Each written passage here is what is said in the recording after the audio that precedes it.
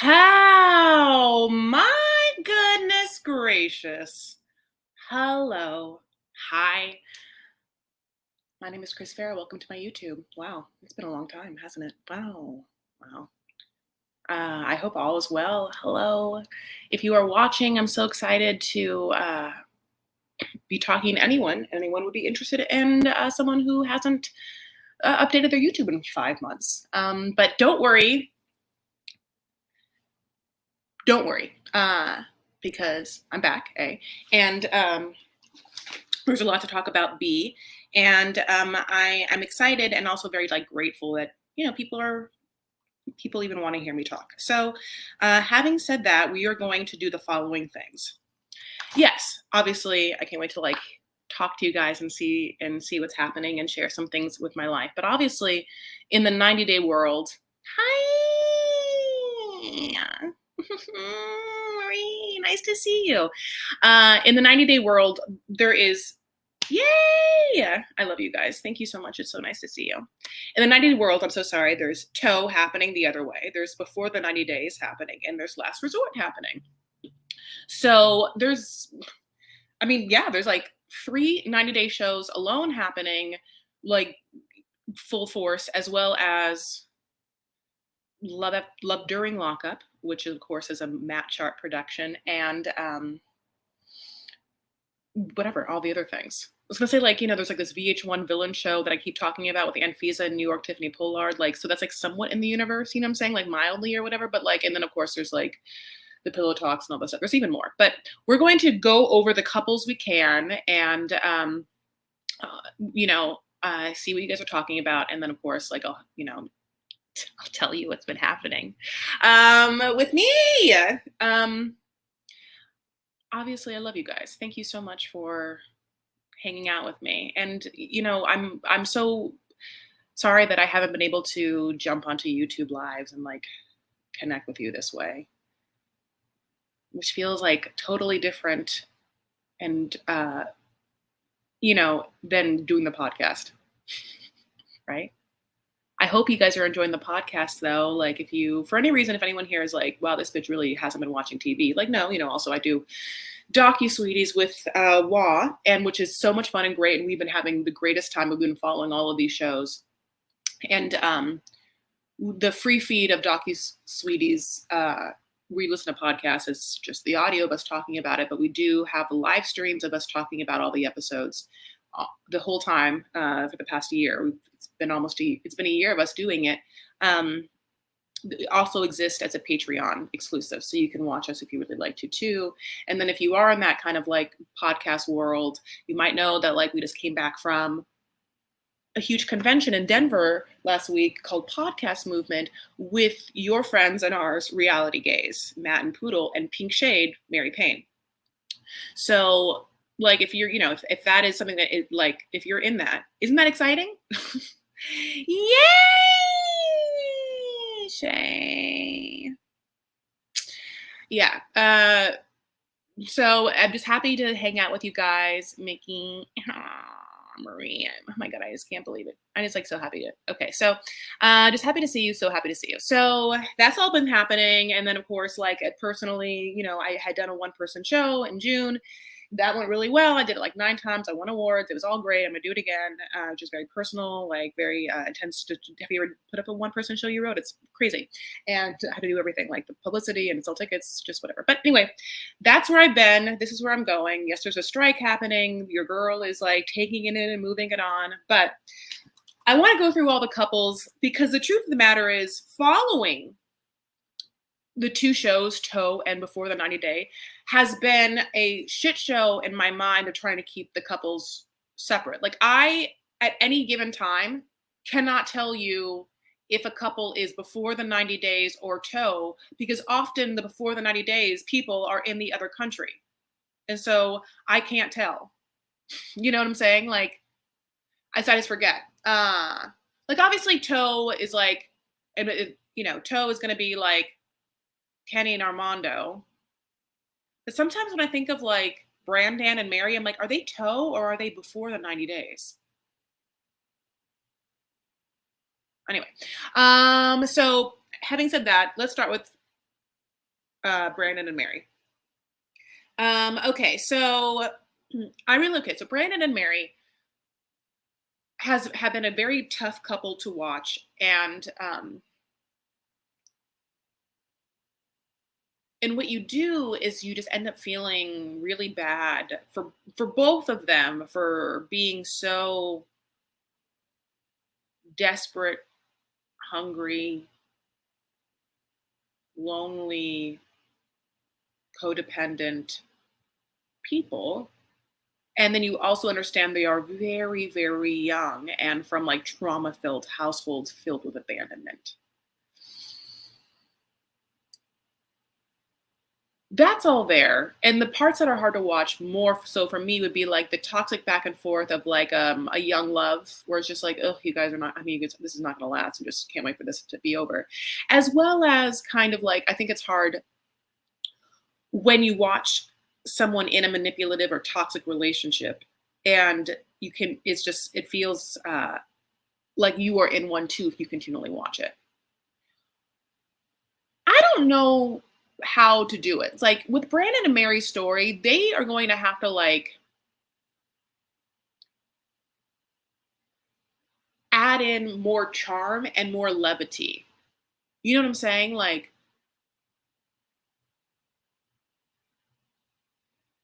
we're going to have to go to like a counselor session that's like in a cute part of the Philippines in a little village that, you know, with an exciting adventure. They're going to have to make them do some sort of trust exercise, like, you know, like not the last resort trust exercise, which obviously, I mean, I don't know if you guys like are watching that train wreck, but like what a horrible show. I mean, their trust exercise they did where they just put up like cheap 99-cent cones and just had them like try and bark orders at their significant other from like a 5-foot radius. It's just crazy. Anyway, Mary and Brandon are hard to watch because of that. And, you know, this last episode, which was the one where she makes him go to church and then she says, don't look at anyone. And then then she like loses her shit. And then she has a panic attack. And then he like, you know, reveals that he like tried to kill himself. And then she reached out to him and that's why he's so into it. And then she like can't be confronted with her own behavior and just like sort of scoots around it with like some sort of weird breathing exercise. I don't know. Like, there's something about it that, like, I'm not saying that she's cognizant of it, but it's so icky. It feels icky that, yeah, there's the lack of, I guess, respect you would have for someone. Like, on a basic level, I'm like, Mary, you can't just like, this man gave you 60 fucking $1,000 to like fix your family's home. You can't just have him come over and bark orders at him, like join this religion and don't look anywhere. And then when you know, because you've been confronted that you are a lying hypocrite, you still overly control him and then feign a fucking asthma attack. I mean, I don't know what to tell you.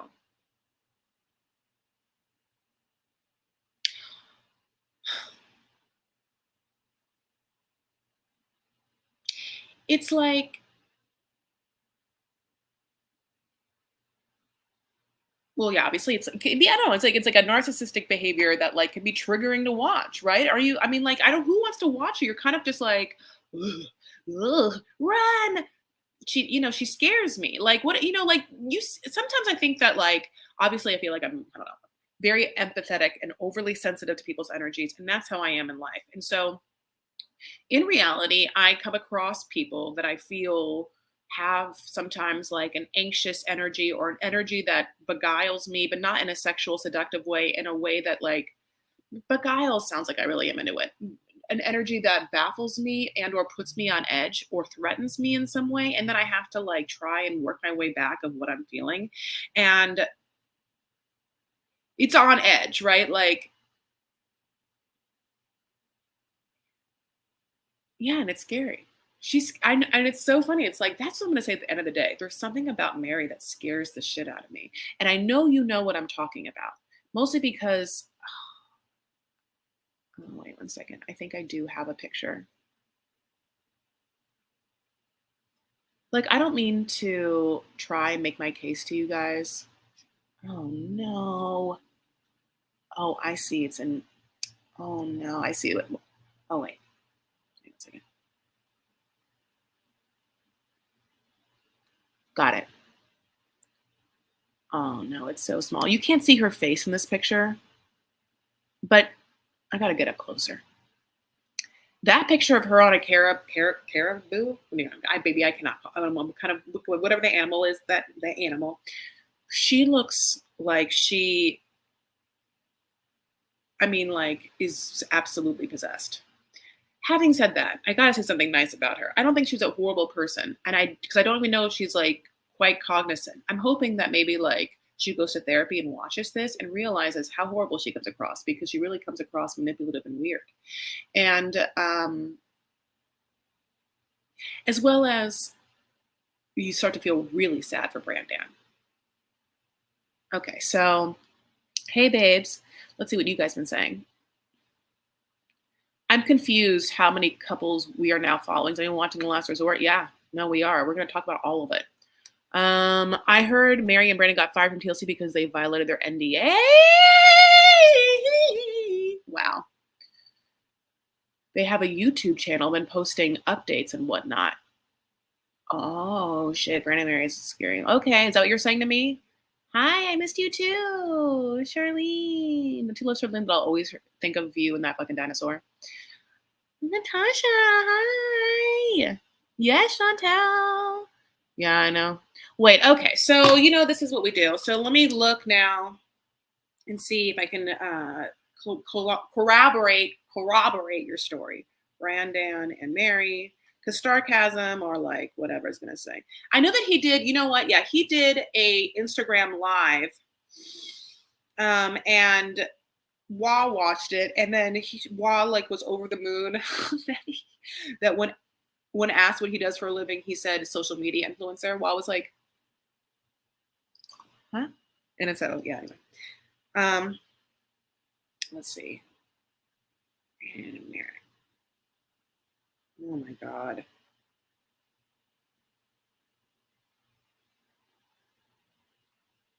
There's not a lot of like new stuff. Screen Rant, is that where to go now?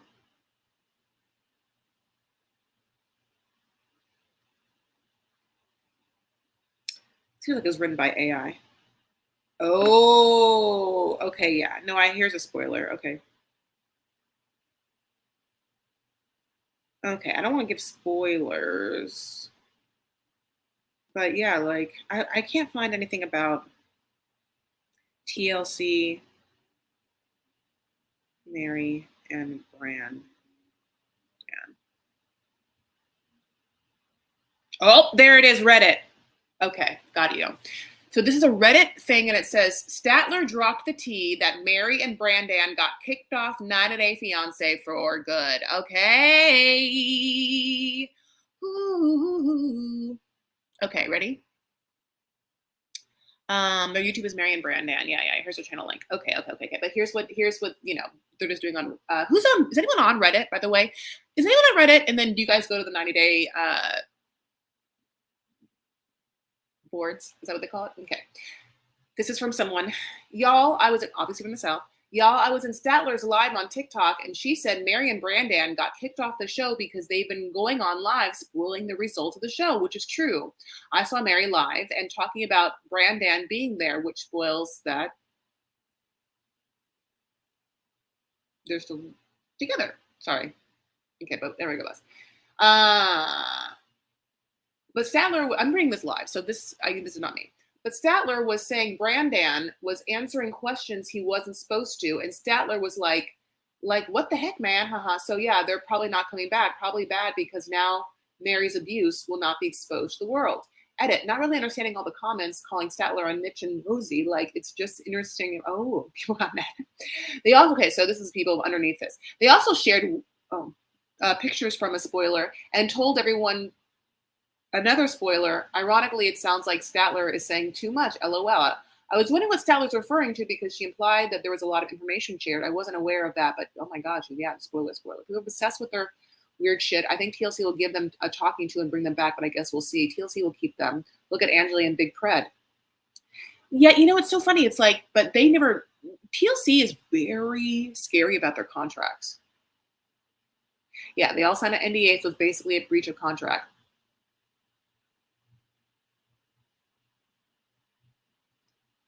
Wow. Okay, so yeah, I follow Jeep stuff. You love Jeeps?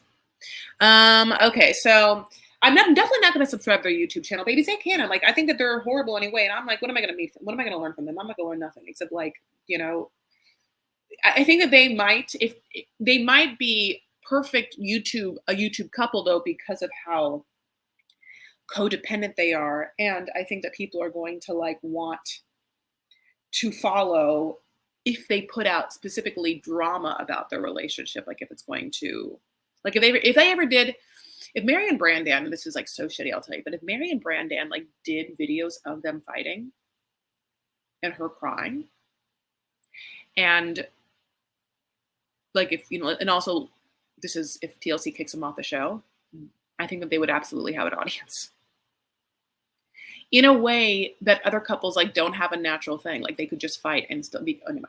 Because it's like some people really like to watch people implode in various ways. The fascination, the train wreck, the like, is this real? Like I think that that's kind of like the thing where people follow that like Eugenia Clooney person. I'm so sorry. How do you say the person's name? Eugenia? I'm sorry. I had a stroke for you on this. Anyway, you know what I'm saying? Like, I've actually never, I don't have that in me. I'm not saying I'm better for it. I just said I don't want to watch someone make me feel that kind of energy because it's not a comfortable feeling and I feel it. I mean, like, that gets in my body. It's the same way watching them where I'm like, it makes me want to like turn the channel or just like get back to a place where my mind isn't so threatened by other people's crazy energy. Okay, so let's go into Holly and Wayne, which is LOL because also I forgot that, of that person's name. I can't say that Eugenia Clooney person. Wah had said on DocuSweeties that Holly gave her that person's vibe. And on DocuSweeties, I said that Holly gave me a Drusilla from Buffy the Vampire Slayer vibe. It's so funny because yeah, like Holly has like a certain aesthetic that I feel like is like I've like recently tried to equate myself with the internet personalities that aesthetics provide for people devoid of personalities or wanting to cling to something or relate to something and put all their eggs in that basket. Like, I had done some sort of deep dive about like cherry lip girls or lip, they call it like cherry emoji girls. Have you ever, you're like, what?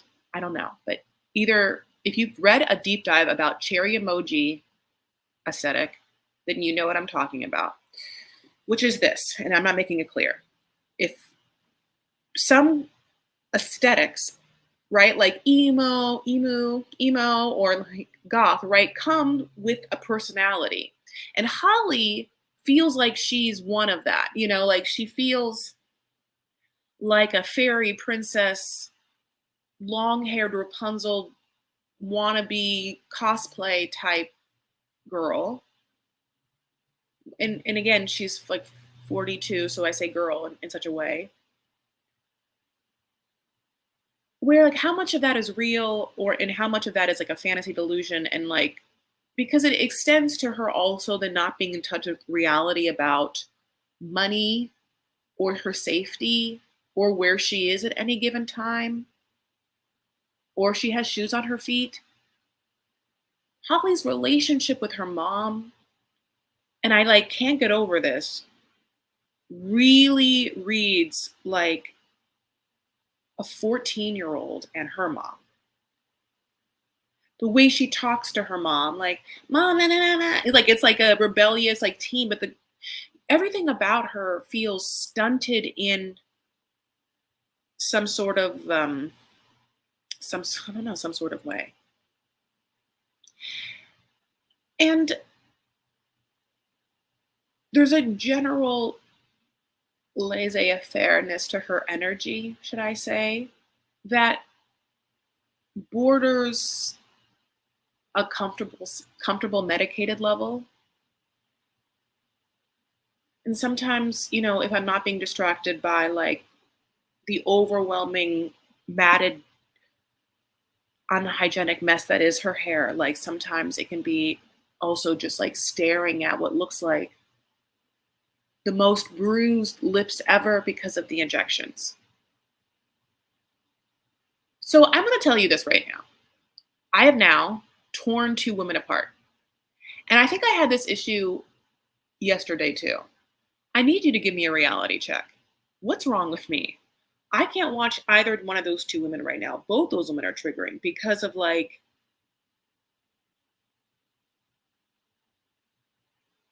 different reasons. Now, Brandon is just like a sad mess to me, and so he doesn't trigger me.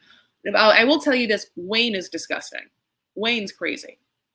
Wayne is also delusional, which is probably why they're in a relationship. The only thing I will say, yeah, like he also, like wants to be some sort of like hyper masculine alpha male who has like a little wife and, like can boss to her and tell her what to do at all times. And she's very demure and submissive and, like will do and fall in line. Like, obviously that is the energy that he's giving off. Right.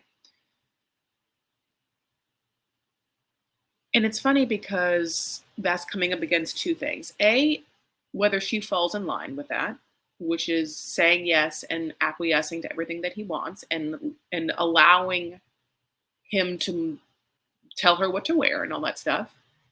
And then also B, if he can adequately provide and protect her, which if you're going to let us play into these like gender roles, which is what feels like they want to do as well.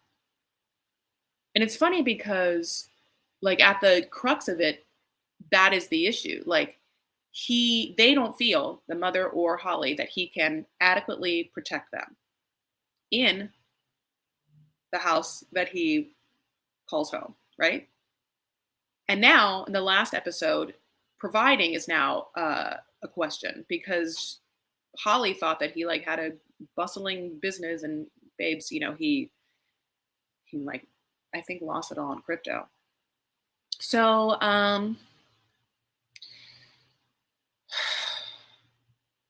it's like I need to say I want to like not be mean. So it's like overall this like with Mary and Holly, I'm just like you both babies like have to be in therapy. Like that's what it is. Like don't be in relationships, you have to be in therapy. Like, and I mean it like something has happened where like there's not a grounded reality that also is going to feed you for the rest of your life, where I feel like you will be like a little like candle in the wind or something that is, like it feels like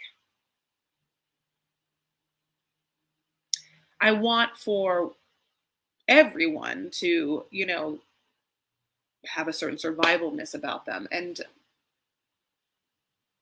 where I feel like Mary's survival is like an animalistic claw into someone and like manipulate. I think that Holly is like, I'm surprised Holly's still alive. Does that mean to say? Only because baby's like, she's just like, she just, all she wants to do is jog in graveyards. I mean, midnight jogging in graveyards is never like the greatest idea, right? Like, I'm trying to think, like, yes, I'm sure there are like some gated communities somewhere where like maybe it's not, but like, first of all, what gated community has also inside the gated community a graveyard? Graveyards by nature, aren't they kind of like public? Because like, isn't the thing about graveyards like they're usually just big open spaces and people's dead bodies? Sorry, uh, people's dead friends and family are there, and so you can go in anytime. What I'm trying to say is like, how is she still alive if she's been jogging in graveyards this whole time anyway? How is she not tripped on her own hair, falling into the graveyard, hitting her head on a rock? being passed out into the night. Are you surprised that hasn't happened? Babes, when I see her, honey, run out with no shoes on, do you think she jogs in like those like feet shoes? Does she have enough medication for the entire time that she's going to live there? Or is whatever she's on abundantly available there? There's something. It's okay, but it's something, right?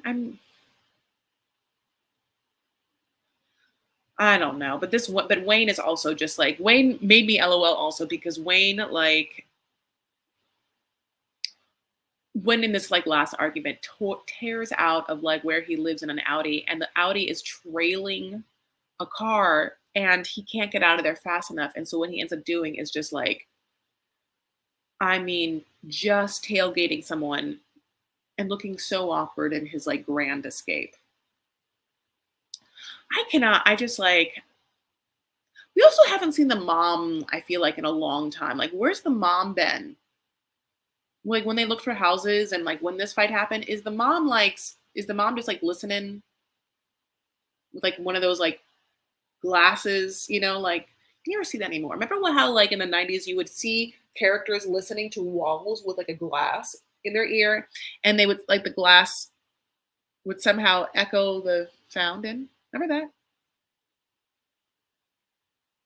You never see it. You also never get to see kids like try to make some sort of phone with like tin cans anymore. How did that fucking work? Like, are you telling me, and so someone in the 50s or the 60s, I want someone to tell me right now that okay, so cut to wall, yes, but how about tin can, Campbell soup tin can, or like what crushed tomatoes would come in, and then chicken wire or some sort of fishing line to other tin can, and then kids from window to window and a house to house could like talk to each other? Is that what they want us to believe? Pre walkie talkie. It's canny lanny. No, I'm just kidding. I don't know. That's crazy though. Okay, so let's move down the line. So now obviously some couples deserve to be talked about more than others. Like I don't care about Kenny and Armando. I haven't been caring. I'm not gonna. So it's like Kenny and Armando. Okay, I'm not gonna talk about them. I just don't care at all. Okay, moving on. Julio and Kirsten. Yeah, this Julio Kirsten thing. It was so interesting because, well, let me take it back. It started off with I think a lot of promise, and the promise was that I loved Julio's mom. Like I loved Julio's mom. I just like the minute that I saw that woman's face, I was just like, oh, I love you. I love you. I love your face. I love your spirit. I love your face. I love your eyes. I love what it's radiating. Mm. And then you start to get disappointed in Julio. And then you start to get weirded out by Julio.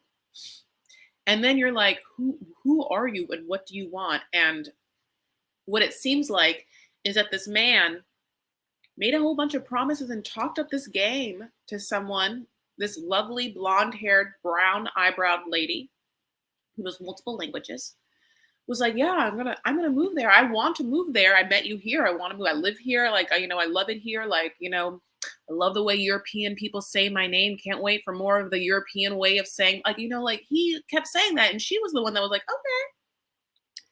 She goes to America and then suddenly he starts to let other people have conversations and awkwardly passive aggressively try and manipulate her by like inserting themselves into their relationship and Julio willingly letting them.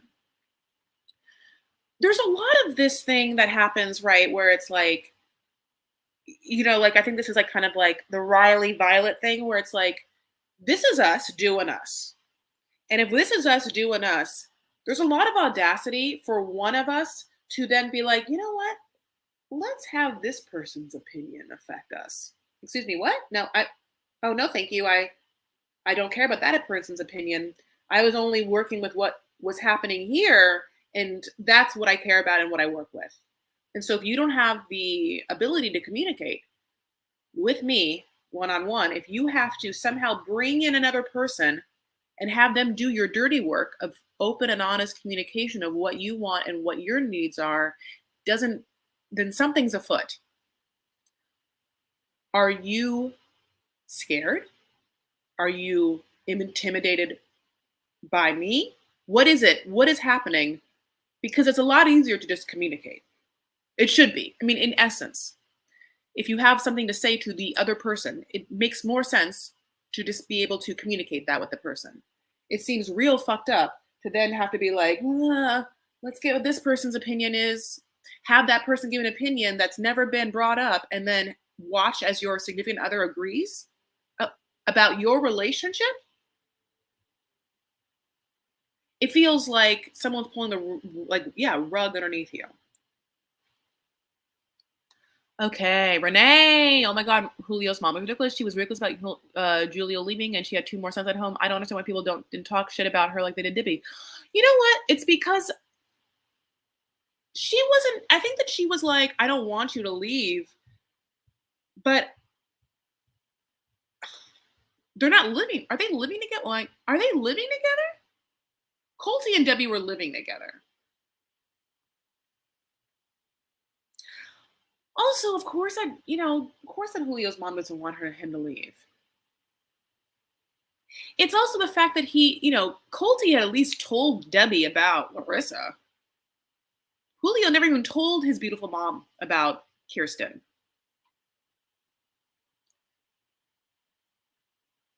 I feel like Kirsten, I think you meant Kirsten, can do way better than Julio. Julio is hot. If I told my son was leaving on camera, I would cry. Yeah. Yeah. Yeah, I know. I totally get it. Yeah. Okay. So, yeah. Oh, okay. So, TJ and Brittany are, obviously the best couple. We love it. It's so funny. We've obviously had, Jenny and Sumit, we've had Jen and Rishi. With now Kimberly and TJ, we have a fun little, change, which is that she's significantly younger of childbearing age, which at least alleviates the immediate hard pass from the Indian family because they can't bear any more children, have children. That's obviously like a conundrum for the Americans and Indian peeps because of that. And then the other conundrum, besides, and also it's not just Indian peeps, obviously, like, cultures around the world, Michael's, no one's family is always happy. No one's family is like, oh, excited that their younger son is ever going to marry a woman that can't bear them kids from some cultures. Like it's going to, that's going to be an issue most of the time. But anyway, having said that, we do have a Kimberly, also the American who wants to move to India, but does not want to cohabitate and does not want to enter the household dynamic. Doesn't want it. Is going to move to India, wants to marry a man, wants the family's approval.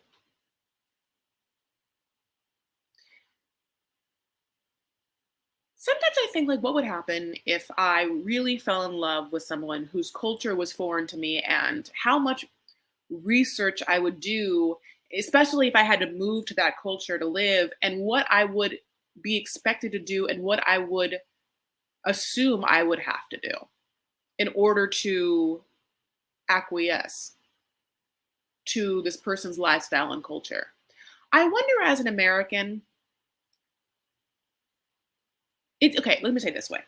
It seems obviously very hard for Kimberly. It's very hard for Jenny and very hard for Jen to, they won't be submissive wives. They won't do it. They won't be like, yeah, I'm going to move in. I'm going to be up at 6:30 making chai. We've never seen it once. Not one person's like, you know what? I get it.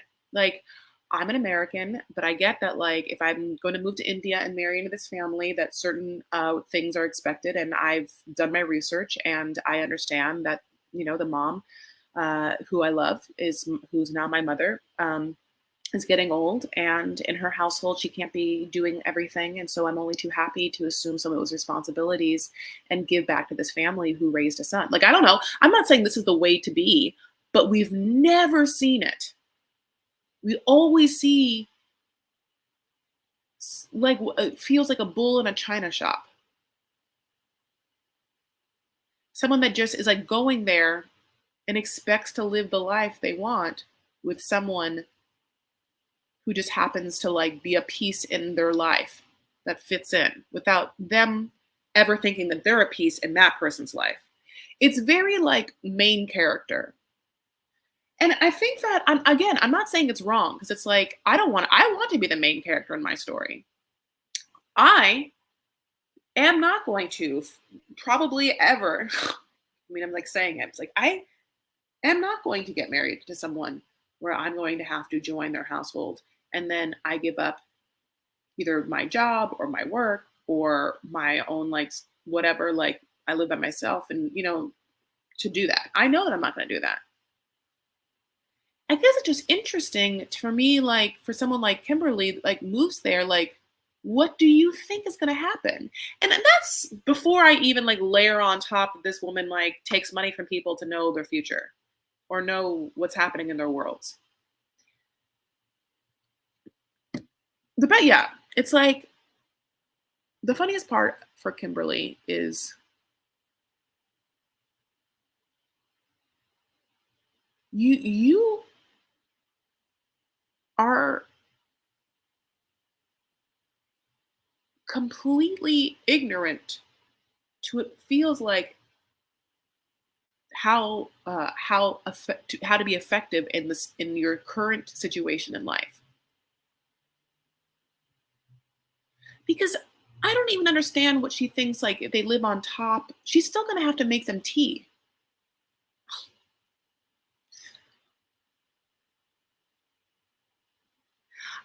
Can I be honest? The minute that she was screaming at him in the household with the family, as if she forgot the family lived there and had ears, or that she was screaming, I mean, it goes back. I'm like, yeah, I know what to tell you. There's, like, it's a lot of, like, a narcissistic, like, main character behavior.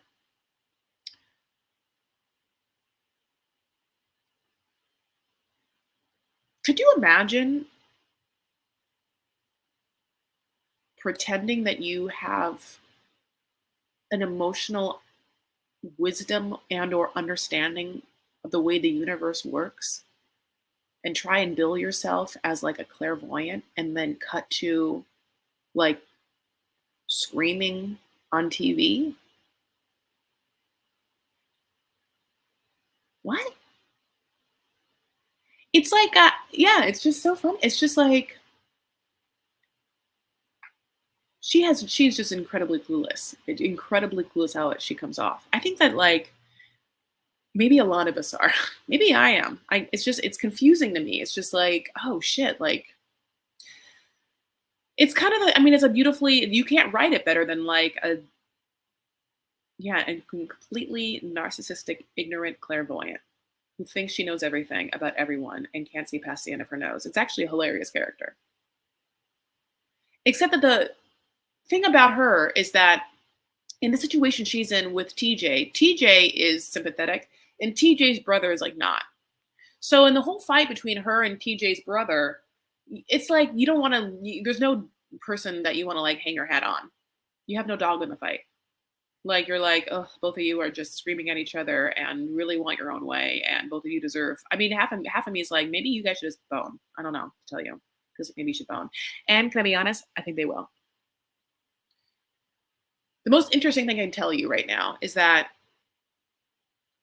TJ is hot. Kimberly is fine. TJ's brother is not hot. And yet I'm in my bones. I feel like Kimberly and that not hot brother are going to hook up. if they haven't yet. I think it's like that like weird sex passion thing. I love you. Okay. So trying to think.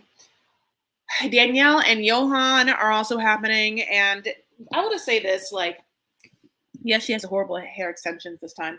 They really, I think that like she, I think, made a calculated effort to right the wrong of her image last season. She came off really bad last season, really domineering, really out of touch, and she didn't know it. And so I think that she wants to be on the show and she wants to be able to like sell her wares, and she also LOL, is a spiritual guru style person. She might not call herself a clairvoyant, but obviously, if you know this, Danielle is like, hawking her yoga consciousness, whatever crazy religion, spiritual guidance thing that she does, yoga, whatever she is. Right. So it's just all together. It's, all right, girl. And she has two charming friends that speak Spanish, right? So I think the entire time of having her two fun friends come and be able to like be like a fun bridge between her and like Yohan and like the family, and like I think is great. And it's so funny because the minute they leave, it gets back to like, oh, go see a doctor and have another fertility conversation, and then right back to her insulting him to like a crazy degree, pretty much saying that the way that his family and the culture raises kids, which is a certain amount of like freedom in the household to, let the schedule be a little lax, which is directly in competition to American parenting completely. And nowhere will you find the regimented, scheduled parenting that Americans do, besides maybe Germany. I don't know what to tell you. I mean, like, or like some crazy communist state. I don't know how parenting happens, but like most places don't have the helicopter, hyper scheduled. It better be this or it can't be anything kind of like parenting styles that we see. So having said that, yeah, she starts doing that. We initially are like, oh my God, that just happened where she insulted him and then her friends are gone. So I'm like, oh my God, so I start hating you again. I don't know what to tell you. Okay. Yeah. Let's move on to the other one. Isn't it funny? I still can't even know all those couples. I'll tell you, what was that just now? That was Toe. Okay, let's go to Before the 90 Day. Oh my God, Amanda and Razvan. What a great one. Amanda and Razvan have been a great couple so far because she's insufferable and that's fun to watch. Because I kind of like the idea of, I think, someone really playing a part that I think that like certain guys think is so great. And then you realize like how unagreeable, how insufferable, how uncharming, sort of just like a passive, demure, boring, meh kind of girl can be. She's exactly that. And I think so many men want that, So I just love watching her just be miserable and ruin people's lives because I'm like, oh, that's what you want. But not Razvan. I think that he's actually a fine person. I'm not saying that he's a saint. I'm not saying that Razvan is like lovely. I think that Razvan wants a career. And Razvan, for some reason, also really thought that he was going to like be able to like hook up with this hot girl and like come and like hang out with her kids, but definitely just like kind of hang out with them when he wants and like do whatever he thought he was going to do for the months in which he was going to be there before he can get a green card. It's interesting because, okay, so obviously it starts off with her just being like, I'm running away from my trauma. I'm leaving my kids. I booked 3 weeks because I met a TikTok star. And so already we're like, and stars was, used loosely. I only use it in her sense because she didn't know him. So she just went to some random TikToker's live stream and paid him money. I mean, and I think I looked up his TikTok and I think that he does have like a significant amount of like followers, but star seems a little big. Right. And then the best part of him really is the fact that he has like some real trashy friend that's like hardcore in love with him. It's confusing to know as this turns financially, like how he's doing. But I'll tell you this. Obviously, it's probably cheaper to live in other places, but he's in Budapest. It's a major city, and she lives in who knows where. Okay. He has what looks like an incredibly nice apartment. He is very attractive, and so much so that he just goes on social media and people throw money at him, which is, I guess, low key what's happening in Mary and Brandon's life, which low key is also what I wish people would happen in my life. Anyway, haha, no, I love you. But anyway, so like, why does the conversation happen of what he can provide financially happen when he gets to America? What can't he do? Can he not do TikTok in America? Is it that she would have to put her bank account to his TikTok, an American bank account? Does he not have any cash saved up? How is he paying for this apartment? But then again, is this Airbnb? This like white apartment that's like really clean with like the coffee maker? Okay, having said that,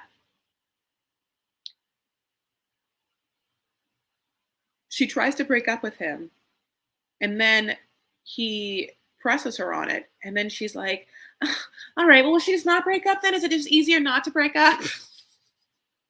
Which is so funny to me.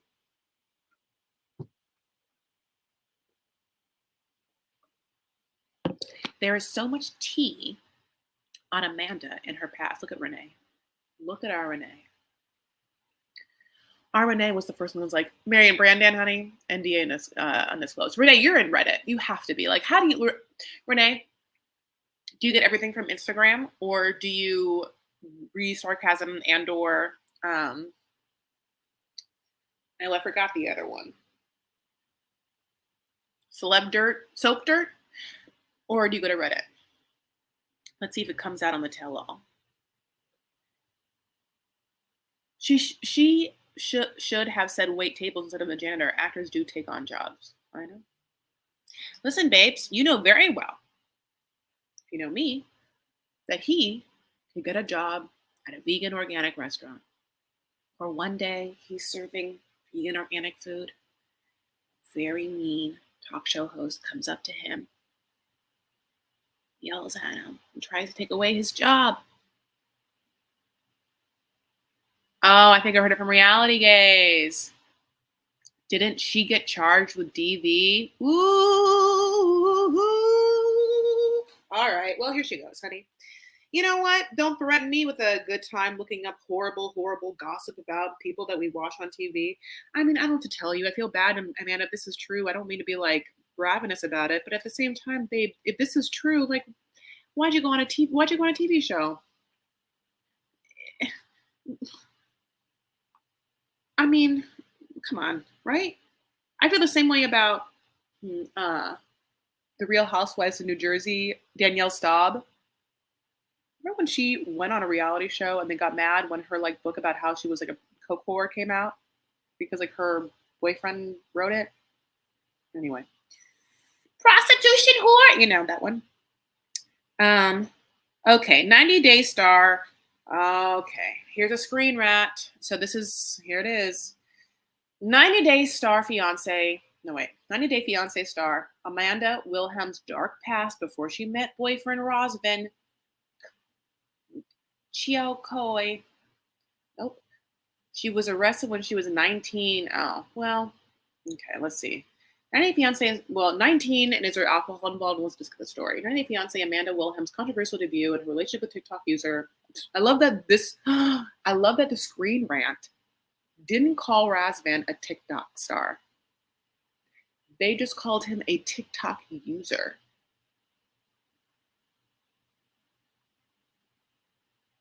That's like subtle shade, right? Amanda's controversial debut and her relationship with TikTok user Razvan, not Scar. That's huge. Not even content creator, not influencer, not Oh, wow, that's funny. Model. Okay. Amanda was arrested. Okay, let me go back to this. Just that's such a small thing that I just like made my nipples hard. Amanda was arrested in 2010 for allegedly attacking a woman. Wow, it was really, first of all, 100% I thought this was going to be like a drunk situation with some guy. And that's why I was like, I want to see first if it was like a guy, because I don't know if I'm going to believe, I just don't know if I'm going to believe, but here it is. It's a woman, Kayla Patton, with a baseball bat, causing abrasions and bleeding. Amanda claimed self-defense, stating that Kayla had initially attacked her with the bat. She completed community service and anger management course.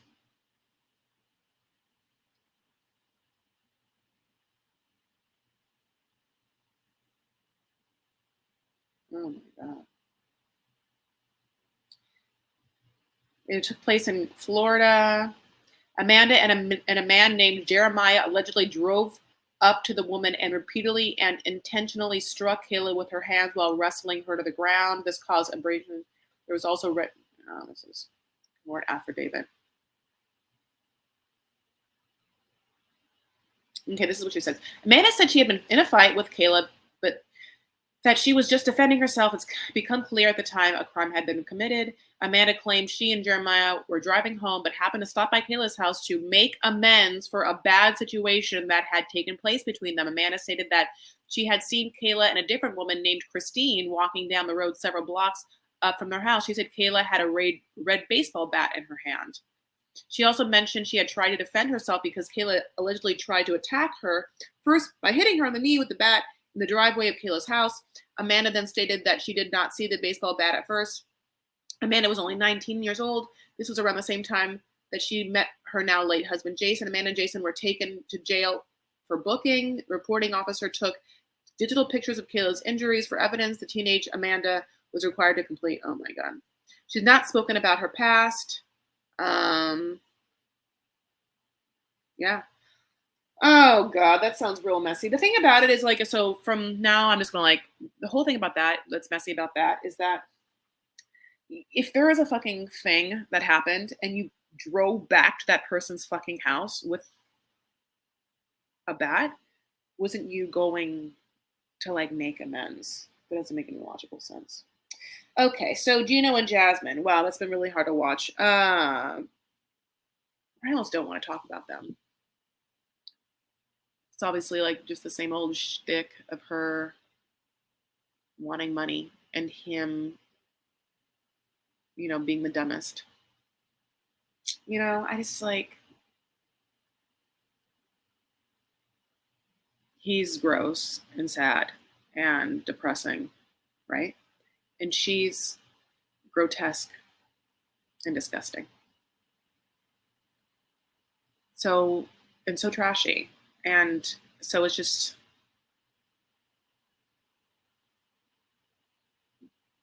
they almost honestly give like their trashiness almost makes them feel like love after lockup couples.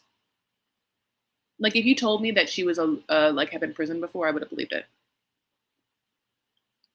Hilda, haven't seen you in a while. Glad you're doing a live. I haven't been here in a long time. It's my first time back. Thanks. I do have to say regarding Gino, was that not crazy seeing him calling her a whore and throwing her clothes?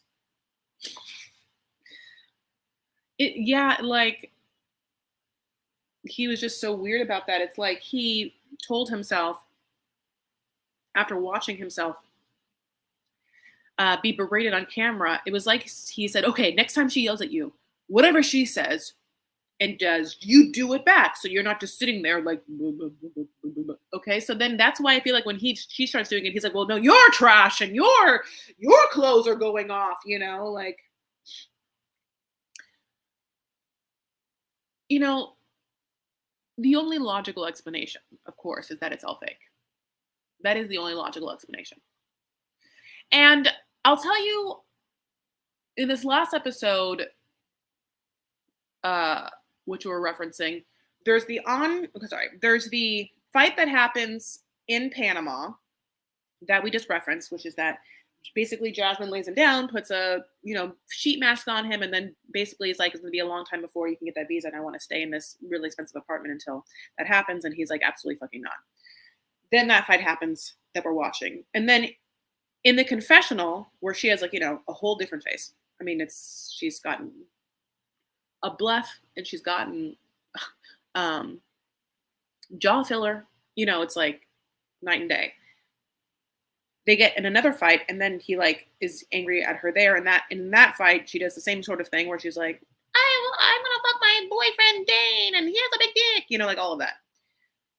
And in that fight, Gino is so devoid of emotion that I don't know, it plays out like a scene from a bad acting class, which is something I've said before, but it's because, babes, I've been in acting classes on and off for like 40 years. No, I'm just kidding. I've been in acting classes on and off, but like for like 25 years. And I've seen so many great scenes. But yeah, you do, sometimes see, someone who's not the greatest actor kind of come up there and be really awkward and be stiff and have words be stilted and have like no connection to the words they're saying and like, be incredibly self-conscious. Like all of that is something that is like, I've seen it so much that when I watch Gino have like to do like an improv scene where his objective is to get in a fight with her and he is not a good actor, nor does he know what to say, nor does he really feeling anyway, but he's getting paid to be there. It's like, I feel like that's what I'm watching. Oh, sorry. This is the best Gino and Jasmine scene yet. He's hilarious. I will say this.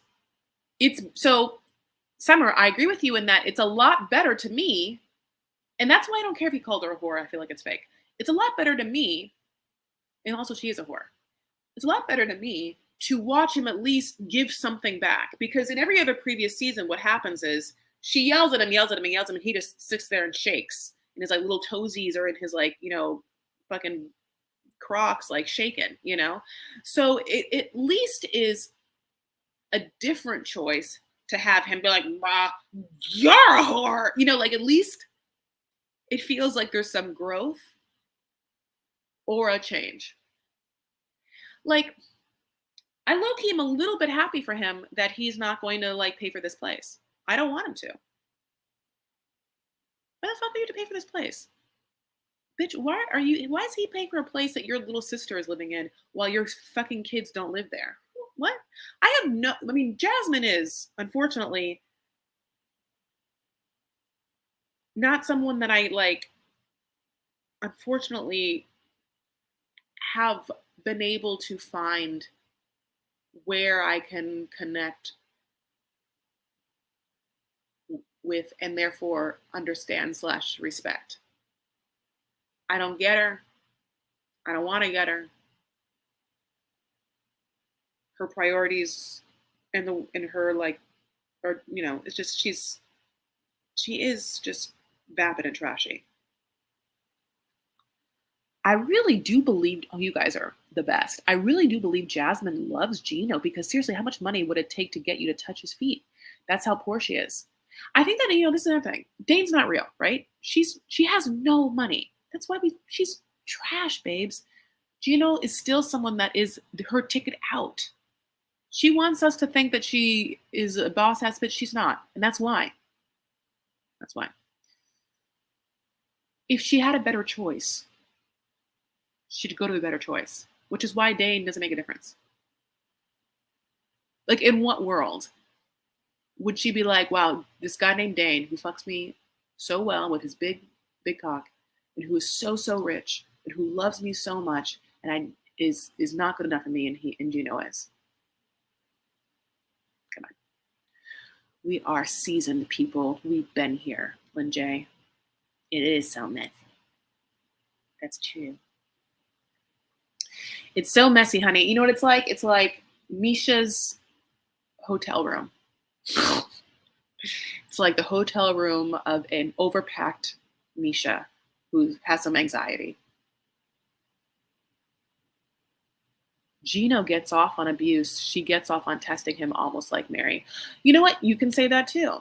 Like you could say that maybe, I listen, there's a lot of kink in this world. A lot. It's like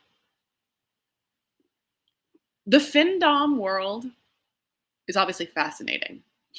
I'm like, Is that obvious? It's obvious that it's fascinating. FinDom, financial domination, where bossy dom women make men feel like incompetent, dumb, ugly pigs whose only purpose is to give them money, and who is so beneath them that an only way for them to expect any warmth or love from a female is to what's the word they say? Give a tribute to them through money is a crazy world. Do you know what I'm talking about? The only way in which I really know of it is like through Twitter, because it's the only way I can like study it, because I don't do it, obviously, but like, and it's like, I don't understand this kink. To me, obviously happens in many different ways. Like this kink to me is easily just like normal sex worker kink, right? Like, or any kind of dom where you're like, oh, it's if the thing is, oh, do you want to see me? You pay for me. I wouldn't just like come hang out with you. You're a boring old man or whatever it is, right? Like that's that. But then in the social media world, and I think in OnlyFans too, but like I'm not an OnlyFans, so I saw it on Twitter/X, is this whatever thing I said where you like you tribute someone where like, and they say like pay pigs, and there's like a Venmo or a Cash App, Zelle, honey, and they like give you money, and then maybe you give them a picture. I don't even know, or you don't even have to, or the simple, or you give the person money like. And by the way, I said FinDom, which is financial domination, and right now I'm talking about guys to pay pigs, so like submissive men who will give money to women, and all they are doing is humiliating them in the realm of there's no way a woman would pay attention to you or spend time with you unless you gave us money, because we are queens, you're hot, you're gorgeous, and you're nothing. This is a whole kink, right? I could understand a certain amount of that with this Gino Jasmine thing. The only LOL thing about it is what we repeatedly get is a blatant attempt for her to get him to pay for her for something. And he doesn't want to ever pay for it. He's in fact incredibly cheap.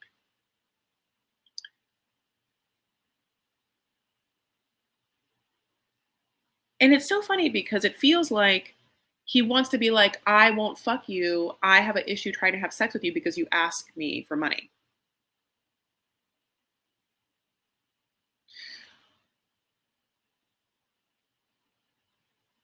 If Jasmine had a better sponsor, Jasmine would be with a better sponsor.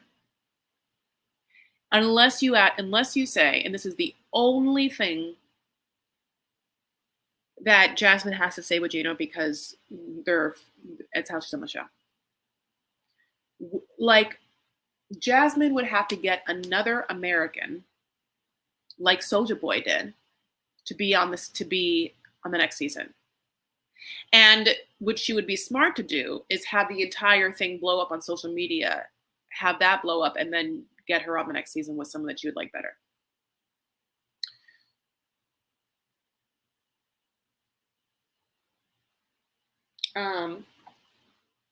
There was also a picture.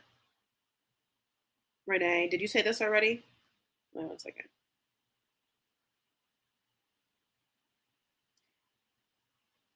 Let me look this up because I want to get the picture.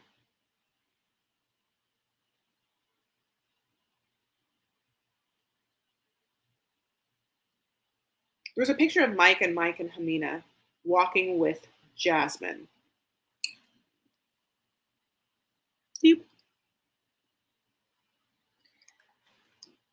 Could you imagine a world? This was posted 5 days ago, 90 Day Fiance update. Jasmine and Mike Burke, before 90 Season 5 with Amina, were spotted in New York together. It looks like filming for the before 90 Day Tell-All. So, could you imagine a world in which Jasmine leaves Gino and dates Mike? as if her biggest kink isn't anything but sort of like beta Italian guys from the East Coast.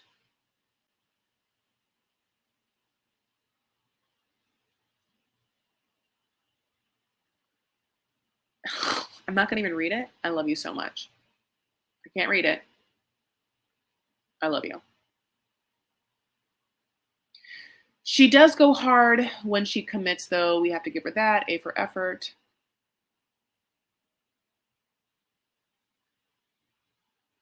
I saw you in the news. Something about a star not tipping you, all right. And they complain of something? That's true. Yeah, no, that's absolutely something that happened. Inside Edition did a whole thing about it. That was like my COVID come up. Okay, so I can't wait to see what that's about. Let's move on. Tyray and Carmela. Okay, so yeah, this was an interesting turn for us. Because there's so many before the 90 day, or before there's so many, but because there's so many 90-day iterations. I'm happy when there are changes to the story. There's different stories. So here comes Tyray, who very early on we realize that he's being like catfished, and then we kind of go into like a catfish episode where it becomes kind of like the docu-series of like finding out about this person, as well as the deep understanding of like, which catfish was great about the emotional status of the person who has fell victim to the catfish, and perhaps reasons why, which usually is a very deep insecurity mixed with what? My favorite phrase: profound loneliness. Deep insecurity, profound loneliness come together. They come together in a way that separates the individual from a certain grounded truth and lets them hope for a sort of painless escape into a delusional fairy tale, right?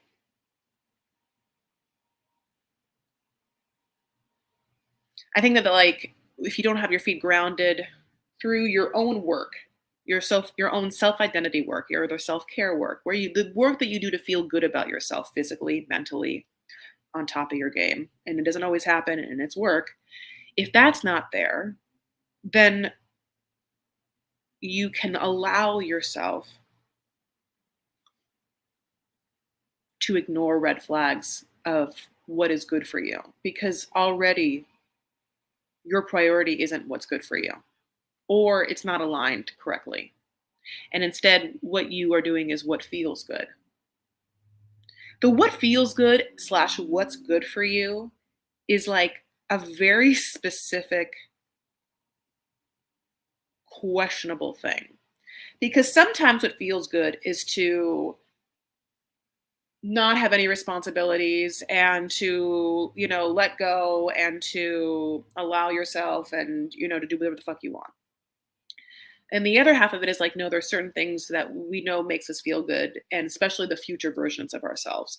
And, we do as much of those things as we can. And then we also have to allow ourselves the grace and compassion to also like let ourselves have a day off or a mental health day, or if plans get canceled, like, it's that kind of balance is hard. I think that when you find someone who has deep insecurity with the profound loneliness, and by the way, I'm speaking from like obvious experience, who isn't doing the day in day out work of like separating what feels good and what is good for you, it's a recipe for disaster, and especially for someone to take advantage of that kind of person.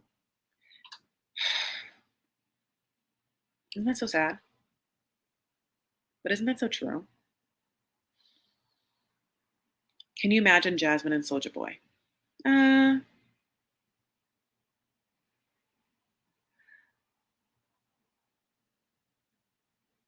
God, it's interesting. It's like she would be loyal to him, but he can't afford her.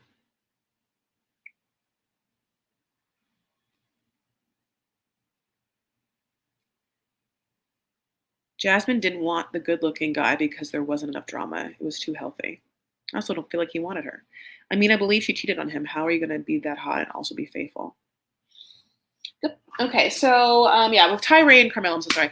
Obviously, that was just really hard to watch. I forgot what we were talking about. Yeah, it's just very obviously hard to watch that man for so long. Be like, no, I think she still exists, and I think that she just is like, scared. It's like, no, she's no, babe, no. And all I'm gonna say is about him is that I'm hoping that this was like a little bit of a wake up call to like his whole family of like, let's get in there and like, like make sure we're all operating on the cylinders we can do. Because there's a lot of love in that family. I don't think they were like maybe like checking in with each other to see like maybe how sad or bad things have gotten into the point where people could be like your maybe like people that you love, like your family members could be like somewhat beguiled. The second time I use that word, by a fantasy, you know. Oh, Carmen, I love you. Carmen Punk Rock. Thank you so much for being here. You are so supportive and lovely, and I really appreciate you. Okay, so Riley and Violet, I already touched on a little bit. I can't wait to talk about them again. Okay, so Riley and Violet. Riley wants to present as like a real cool guy, like a cigar smoking, jazz singing, cool guy, who makes broke look great. When no, but okay. What's weird about him though, or not weird, what is loud about his edit on the show is this kind of needy, I want to be made to feel special sensitivity that is like confusing, I think, for Violet. Violet, I think, was living her life, her fabulous life, and this is like meeting this guy for the first time and didn't quite understand why he was demanding on her certain things without like them having like taken that plunge after meeting. I think that Violet is unbelievably beautiful. I think her face is stunning. I think everything about her. I think the way she dresses, gorgeous. I think that she's unbelievably beautiful. Like I'm overwhelmed by her beauty. When they go to the Buddhist temple, it's the first time he wears his like silk esque, like piece that he bought, and she's wearing this like pink one with like two slits up to her thigh. Honey, she looks like Chun-Li. I'm not gonna say that she looks like Chun-Li because I'm not saying that she's like Asian that looks like Chun-Li, but specifically the slits in the outfit she was wearing exposed her legs in such a way that felt like a Chun-Li look. You know what I'm saying? The skirt panel with thigh slits that you don't even know what it does to me. I love it so much. Like I'm just like, yeah.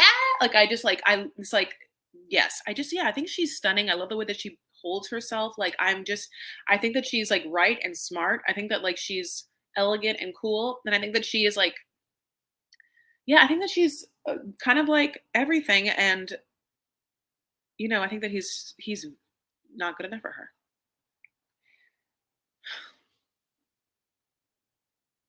I don't think he's good enough for her. And when they have the money conversation, I don't think it's a feasible conversation that they had in the sense of what in a very, listen, whether you like it or not, in a very realistic way, she's like, if I am to come to move there and leave all this, what's happening back there? I have I have a kid, like whatever, what it is. What is it? And he said that he had a 1-bedroom and $100,000 in savings. And because we know that she can't work for a certain amount of time, and maybe like it doesn't seem like that maybe is enough money,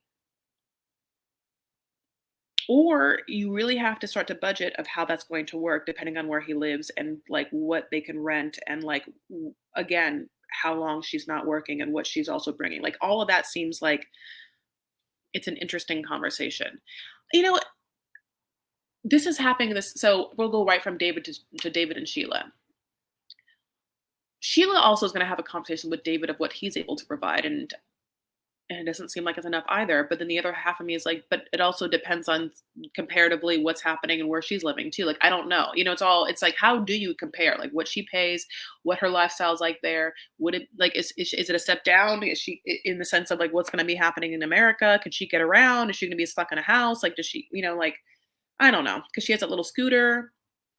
Um, yeah, anyway, I will go on to David and Sheila. The David and Sheila situation. I mean, can you believe it? Can you believe this has happened? We had a whole ass death happen in real time where we saw the person and then the person died the next day, and all we could think about is the fact that the person died because the show was there and there were cameramen and camera people and females and people, many different people, using those stairs, including David. Perhaps it wasn't a code, and then it broke. I mean, and then we just keep filming. Sheila's there, keep filming, and then it's back to the story of like, it's her mom. It's so weird. I don't know.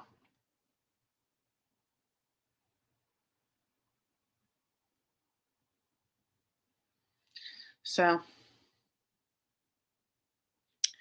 I'm just going to go ahead and say that we want the best for Sheila, and I want the best for David. And David, David is a lovely story of someone who's like, like found a love in his life, and I really want it to work out for them. I I know that there's been talk in the world of like whether there's been a GoFundMe and stuff for her. There was a reason why that hadn't happened yet. Um, if it was like a bank concern or something like that. So interesting though. Um,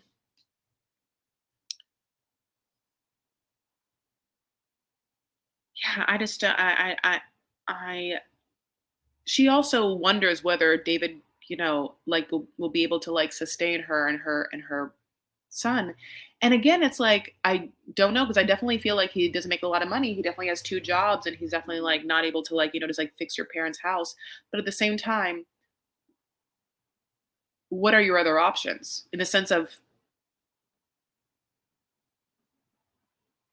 is the other option just like going back in the dating pool and like seeing what's out there? I don't know. Only because for Sheila, it does feel like most things would be a little bit of an upgrade. How do I say this?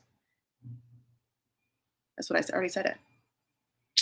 Anyway, my dad just came home, which means it's going to be loud in here.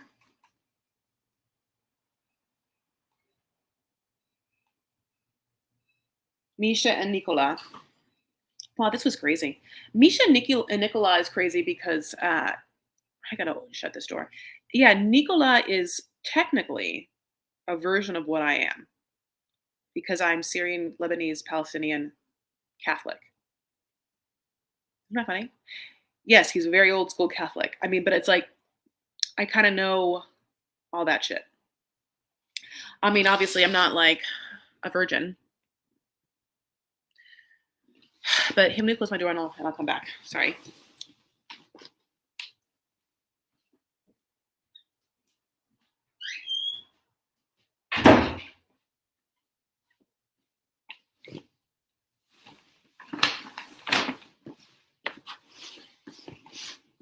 Okay, so Misha, Misha, who is, I mean, pristinely put together, and I mean, obviously is has a whole look. Like yes, she's she is, put together. She is, like that's a whole thing. Like she's been on camera, it's obvious, she's a professional, her hair, everything is happening for her. I want to know a little more of why she's so Catholic. Like why it went so far that way. In a sense of I'm a little confused because when we first see her i- praying the rosary in the pew, it feels, which I get it, very performative.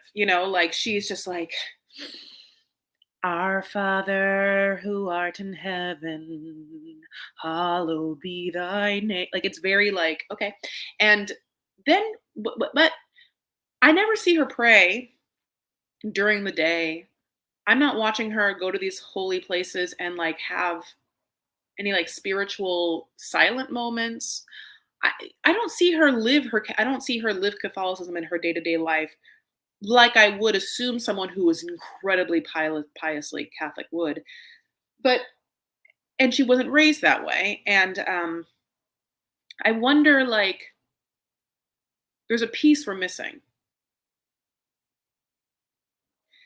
Anyway, all they'll say is that they met online. And Misha in this last episode was basically like, we met online because I corrected her and she like fell for my Catholic knowledge, and it's been like this ever since.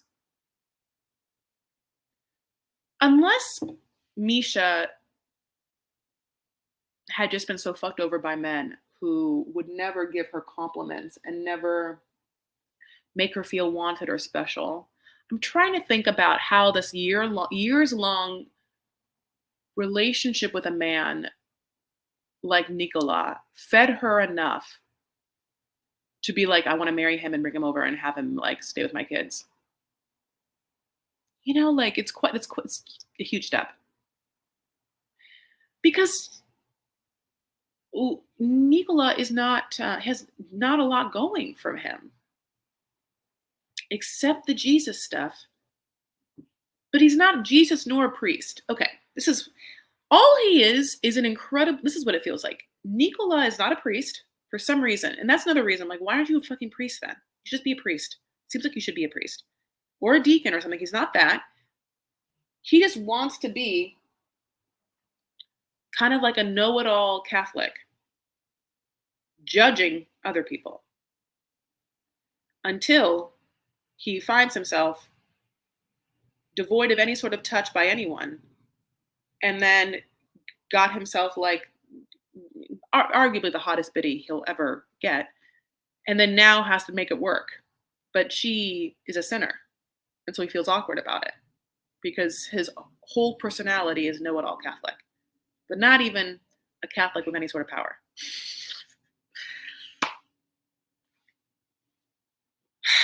I don't know. So, wait, what's he gonna do? What's he gonna do when he gets to America? Did Misha just like if you tell me that Misha was a news reporter for like a high-ranking news thing, and then someone, God bless, like sexually assaulted her, so she sued the network and then got paid millions, and she's sitting on millions, and that's why she can like have the best plastic surgery and lasers on her face, and then that why she can just marry whoever she wants to marry that emotionally fulfills her, that has to give her nothing. I mean, because all that we know about Nikola is that he's Catholic and he fishes and he's a virgin, and I don't know how you're going to make money in America with that. You can make money as a fisherman, but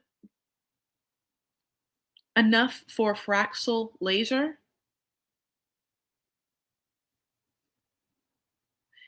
Here's the rub. He says it once, to be in the world, not of the world. And that's hard. If he says that now, when they're in Israel when they're in Palestine, then he's going to definitely think that when he gets to America. This cannot possibly work.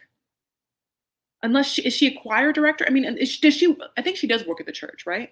I need to see her more in the church to make me feel like this can work. Like, are they like, another thing is, yeah, like Are they going to be like Catholic ministers together? Like some like Catholic influencers together? And I said it, and I just wanted to make sure you know how expensive her facial work is, right? She looks really good. She does not have pores. There is not one wrinkle. I'm not saying that you have to like the look, but I am saying that she's putting a lot of money into it. A lot of money. It's expensive what she's doing. So interesting. Also, I love the mom. Also, did you see the spread the mom cooked? You see the grape leaves? Those are grape leaves. It's called wada aish. You get little grape leaves and you can like roll them up. Now, of course, you might have heard dolmas. The Greek ones do it too. Sometimes they're cold. The best ones are the hot ones. So they probably use ground lamb in the Middle East, but in America, my family always used ground beef because we're Americani. Oh, it's so good. Okay, so or yabada. They call it wada aish or yabada. Isn't that weird? Okay, so let's talk about Cleo and Christian. Wow. This has been an interesting one because people hate Christian. People in the 90-day world hate her, hate him, sorry, hate him. They love her, and rightfully so, and they hate him. I don't hate him. I just think that he's remarkably, not in touch with how he comes off, or maybe just like, like his weird neuroses and insecurities. And yeah, I think that he maybe like has some alcohol issues and he didn't realize that. It's fascinating. It's fascinating though, because it does feel like what you had was a Christian who is a lovely, open, pansexual person who started the season being like, I'm going to go meet my new girlfriend. And then somehow in between then and there started to have the weight of other people's opinions make him feel a certain way. And so we saw some awkwardness in the beginning. And we couldn't quite tell like what was happening. If it was like, you know, do they have chemistry? Is he into it? Is she into it? But now that we've gone through it, he keeps giving her gifts. He told her that he loves her. I mean, I've never seen a man say sterling silver faster or happier or with more pride than Christian in that costume shop.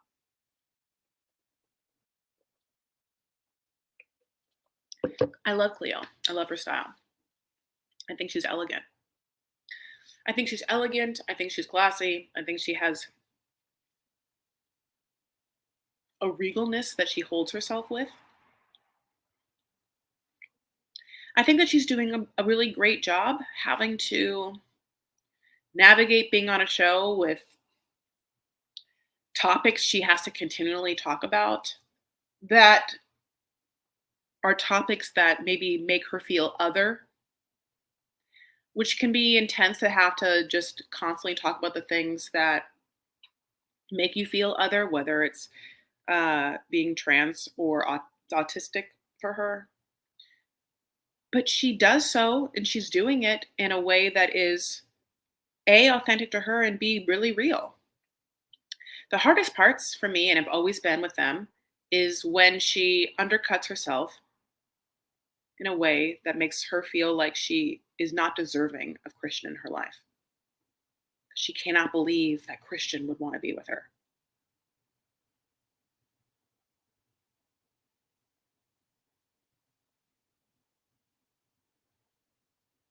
It's like, I'm not gonna, it makes me sad because I'm like, oh no, girl, Christian's fine.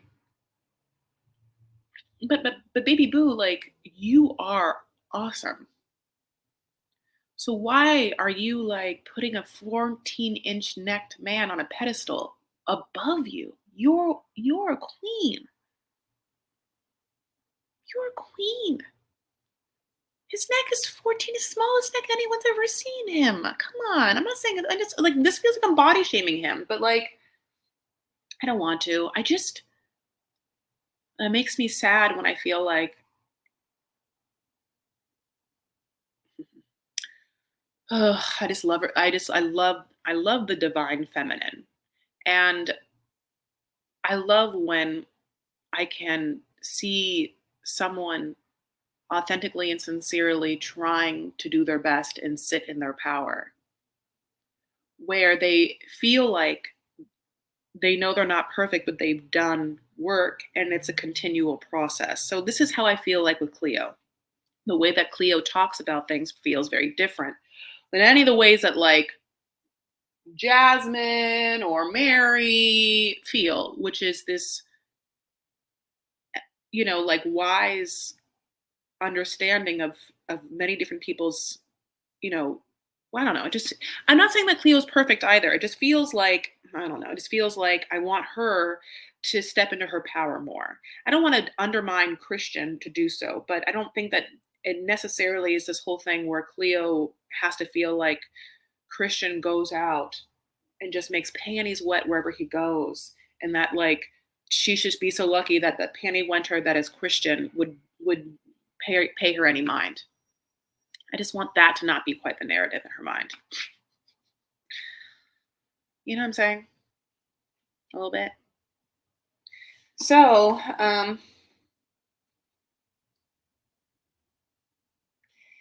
I also say that Cleo, didn't do the greatest job of making Christian feel like safe in like the fact that she wants him to do things that are outside of his comfort zone, like talk to her friend who he hasn't met about their relationship.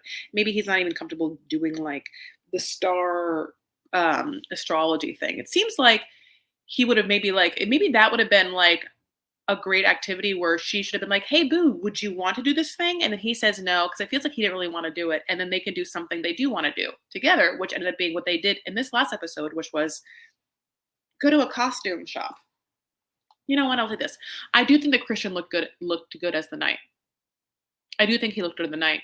Some people look really good in like silver and chrome.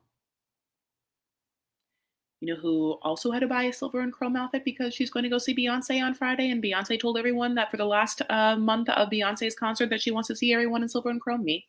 So what did I do? I went to Nordstrom.com and I just went and bought this outfit, and it's a silver onesie, a silver onesie that I bought last minute because I cannot offend Beyonce.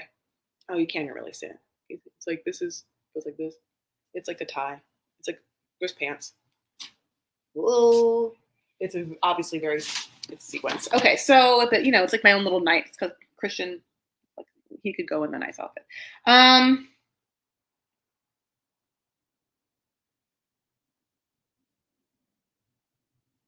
You know what? We just met the new person. Oh, Statler and Dempsey. I forgot.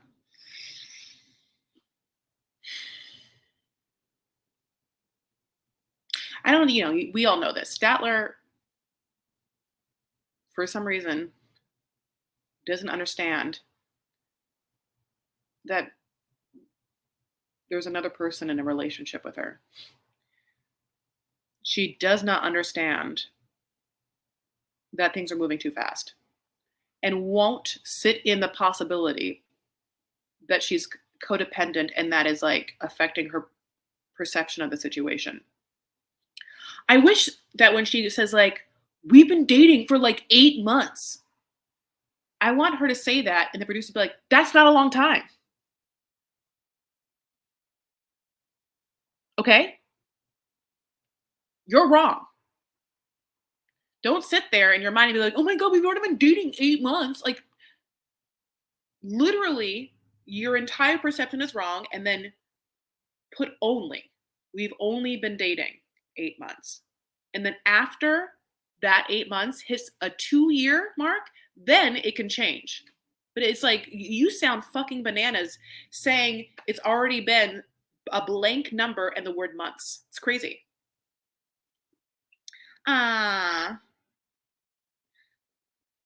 Yeah, I know.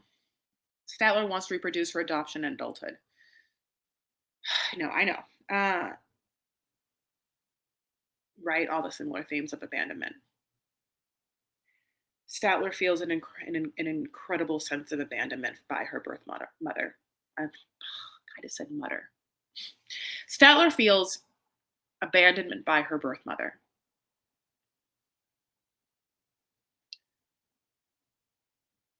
Same thing that Brandon feels, that Mary feels.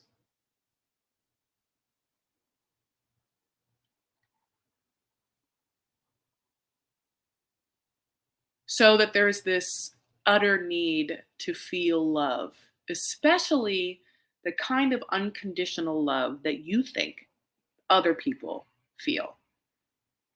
And other people get to feel it with more than one person. If you don't have that, then you look around and you think, shit, other people got to feel unconditional love by their moms and or dads. And they're in relationships where other people that they weren't even born with also just unconditionally love them and accept them, just see them for the beautiful people that they are. And they're like, yeah, you're lovable. But when you have such a deep abandonment so early on, you question your lovability. And immediately there's like this original sin or this wrongness that you don't have it. Obviously, if you did, your mom wouldn't have loved you.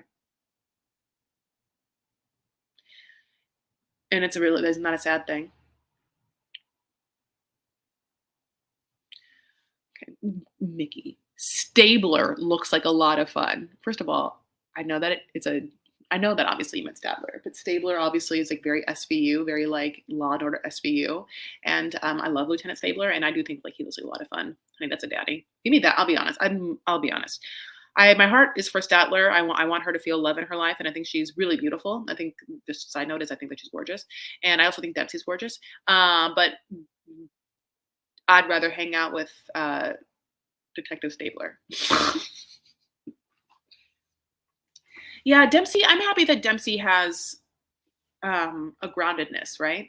I think what I said before that sometimes when you have the mix of right like profound loneliness and deep insecurity and maybe these other senses of like abandonment or whatever that you can really lose yourself in not seeing red flags and not being like honest with what's good and healthy for you in order to like find whatever. But at the same time then you have someone like Dempsey who does have a certain amount of groundedness.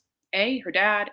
B, with her wherewithal, she can see that it's been a little too fast. She can see that in the relationship they do have some things to kind of like work out, iron out, and everything. And that she also wants to set a boundary where this person has just asked to move in with her. And she's like, not yet. And this person has the audacity to be like, what? It's your place. That's my place. What? You can't just demand to be in my home space all the time when I'm learning things like maybe you were gonna get picked up by your girlfriend and fuck in a hotel room. I just anyway. That's how I feel about that one.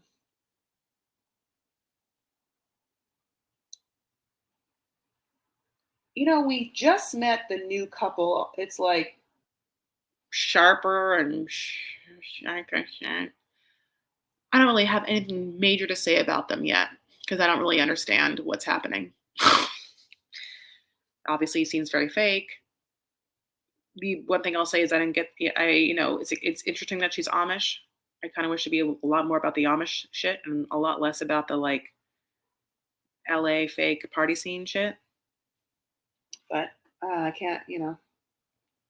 I can't have control over all of time and space, I guess.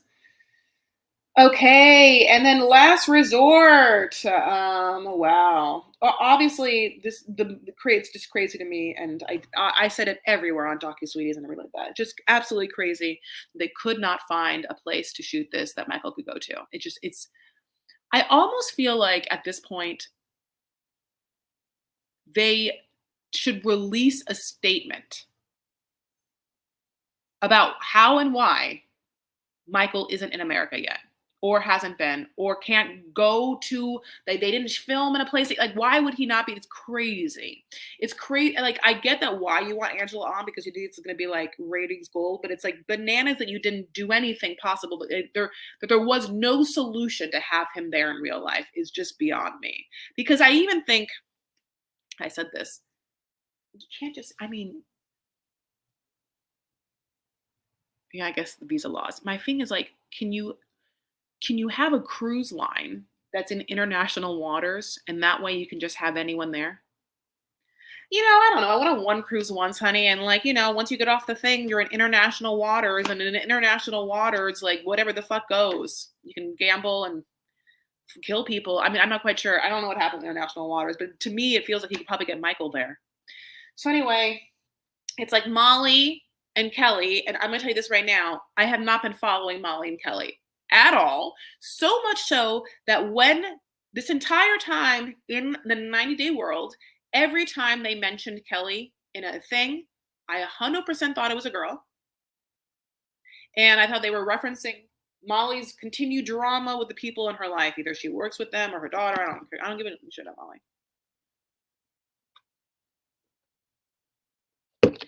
Angela's there. No one wants that. Big Ed is there. No one wants that. I said this, the only thing that could happen that would be worthwhile is if they just were smart enough to make Angela and Ed hook up. And they absolutely should, because Liz is not watchable. I mean, Ed's not watchable, but it seems like for some reason they really like Ed. Yara and Jovi are there, and they're also incredibly boring. Like I do love Yara's clothes, obviously. I think it's very predictably beige, but it's like her version of doing like high class or expensive looking clothes. I still like it, but it's funny because what a metaphor for how boring their actual relationship is. Having said all of that, hands down the best part of Last Resort so far is Kalani, Kaluni, Asuelu. Where we learn that Asuelu, fucked up and allowed her to finally have sex with someone else because she was a virgin and then got pregnant the first time she had sex with this very interesting, slightly slower in island man. So we get to hear beautiful things like she had sex and the person that she had sex with knew where the clitoris was and maybe also a G spot. And she did this thing that she thought was never going to happen to her, which is that she came. That part, great. Also, disgusting how she found out that he had cheated on her by like thrush, which is that he had gotten a yeast infection in his mouth. Wow. All of that drama is so drama that like when Yara's like, no, I have a secret too, Jovi, I've been taking birth control pills. It's just like, oh, wah, wah. Fuck you. Go back to you. I also think again it's funny that Kalani and Kaluni, or Kaluni's there to take care of Kalani and Asuelu's kids, those two kids, but but for some reason Yara and Jovi's baby isn't there.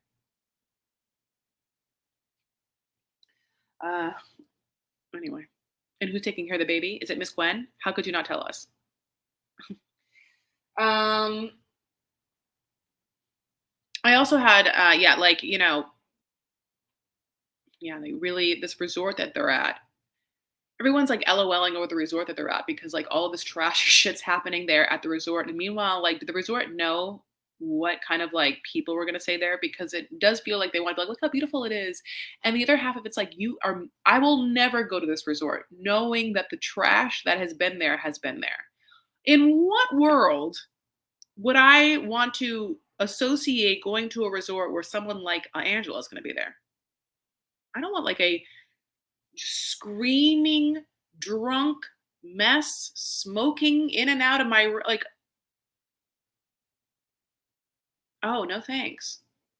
It's like, Honestly, if I were this resort, I would have like been like, you can't film here or you are never allowed to tell where you are and none of our logos are gonna be there. And we'll put in different robes because I mean, it's like the anti-commercial.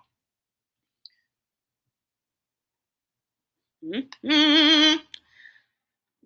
This is talking about I forgot the girl's name, Shikana, or whatever. She was raised Amish style. She didn't mention about the religion, not yet, anyhow. But I suspect being fake and posing as something actually normal in her life, modeled by mom. Just hypothesizing. Ooh, I mean that was great. Also, like I 100% did not know her ethnicity for so long. Like when we first saw them, I was like, oh, it's like some lovely, like it's some Manasa couple. It's a Manasa couple. He's Manasa, honey. I thought she was Manasa too. And then suddenly, because her name is that, and she looked the way she does, and suddenly her Amish pictures, I'm like, I can't even tell which one of these pale faced, brown haired white daughters are you? Like, what? One of these people are you? I can't tell. She's changed the way she looks. So yeah, basically, as I said, I only care about Kalani and Asuelu's drama, and I really want to find out more about the guy that she hooked up with. And my unfortunate theory is that he's a fuckboy, is why she can't unfortunately like leave Asuelu and be with someone that like knows how to make her feel good. Yeah, this got told to me too. Thrush can happen with a compromised anyway, immune system, overuse of antibiotics, dentures. That's true. Dentures. Yara, who had 2 unplanned pregnancies when she wanted to get married and stay in the States. Oh, Mickey.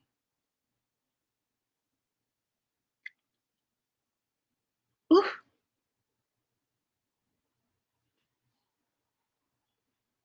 I got it my mouthwash, killed the good bacteria in my mouth. Well, yeah, I mean, like, I use Listerine. That kills all the bacteria, right? Like, the whole thing about yeah, isn't first of all, is that how you get it? Because it's so interesting because Listerine's whole commercial was put this hot fire alcohol water in your mouth, and as it's burning and you're tearing fucking tears down your face, you keep it in as it kills everything in your mouth. And then 30 seconds later, when you barely have gums left, it's burned everything like acid, you spit it out. I know, I'm not going to read your other comment, Nikki. I love you. So, okay, that's most of what I have to say about the entire world of 90 Day Fiance. Can you believe it? But I want to talk a little bit about uh, other things, which is great things. I'm so excited. Yeah. So, as I said, I love you guys so much. And thank you so much for being patient with me. And I'm so sorry that I wasn't being able to really keep up this YouTube channel. It's just that, again, some great things happened. I'm a in LA, there's a theater festival called the Hollywood Fringe Theater Festival. As you know, I put up a one-person show. It's called Lebanese Debutantes, my one personal storytelling show about growing up, an only child, divorced parents, uh, Syrian Lebanese Catholic, much like Nikola, um, and then not quite understanding, like not having a female role model, and then going through a debutante ball experience.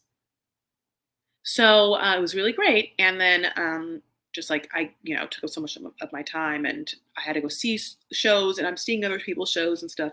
Right now, in the world of acting and TV and film, as you might know, there's a strike happening between the WGA, the SAG-AFTRA, and the producers and all the studios. So there are no auditions happening. There's nothing filming, nothing like that. In LA and in New York, there is a resurgence of live performing as all of these amazing performers, writers, actors, and multi hyphenates like me uh, are hungry to do things. So um, I hope to be performing in New York and LA a lot, like coming up soon. Is what I really want to do. And I want to like do my show again. I would love to like do it somewhere, tour it, and I want to write some other shows. So that's what's been happening on that side. Again, the DocuSweeties podcast is like so lovely, and we've been having the time of our lives, and it's been really, really great to see people connect and like that, and like we keep growing, which is awesome. And so many people have championed us and made us feel like we can do this and have it be a sustainable career. And I know well, I know that Wa and I are incredibly grateful for this opportunity and for people listening. So those two things. Yeah, your girl's going to Beyonce on Friday. I'm excited about that. It's Labor Day coming up. What are you guys doing? How about Chicago? I would love to go to Chicago. Yeah. YouTube isn't the same without me. I'm back, Sir Anthony. How are you? What's happening? Other things, yeah. With the reality gays, they get to do live shows too, which is something that Juan and I would love to do. So one part of it is, yeah, I want to perform more and go at other places. But yeah, another thing with the podcast, and then of course with Wa was, we could be doing some live shows too, uh, which would be really, really fun. You can hear Wa do all her impressions IRL. But yeah, has anyone ever been to a reality gays live show?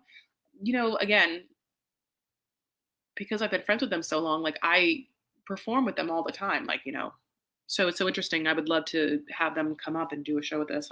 That's all I'm saying. Labor Day, sing Dave Matthews Band, honey.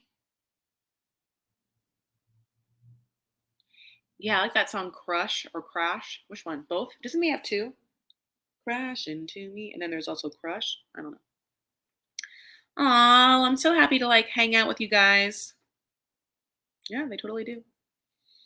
My God, can you believe it's just been so hot? It's the end of the summer. My God, it's just been such a crazy situation. I'm so like the Maui thing. Maui fires were so devastating. Then this, I just can't. That was so horrible, and my heart goes out for them. In LA, we thought we were gonna have a tropical thunderstorm last weekend, and then it was just a little bit, but then some things happened in Palm Springs. It's been a crazy summer. But yeah, it's coming to an end, honey. Labor Day. Wow. It's so hot though, it still feels like summer. Yeah, it's gonna be holidays, and that's it. It's be Christmas. It's done.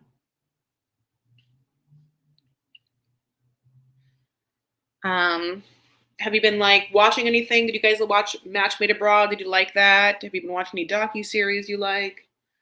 I made my dad start watching Gilded Age. I thought he'd like it. So we're watching the real slow moving Gilded Age again. I watched season 1, but I really want to see. I think I didn't watch it till the end. Yeah. That's it. That's all I have for you. Yes, it is. The Match Made Abroad is the one with Harold. Then there's Jewish matchmaking. There's so many matchmaking shows. Of course, Indian matchmaking, and then there's On the Spectrum. Weird how they have not done Lebanese Catholic matchmaking.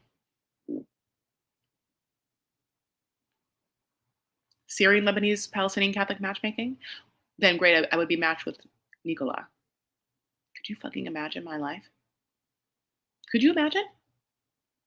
If they were Chris, yeah, my dad's so happy. He's yes, go and marry one of us, whatever. And they were we'll take you to the Holy Land, honey. We'll meet you one. And then I get set up on a date with Nikola.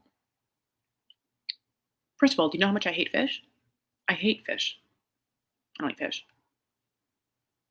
I prefer a fillet, charred on the outside, medium rare on the inside, with a very forest floor Bordeaux.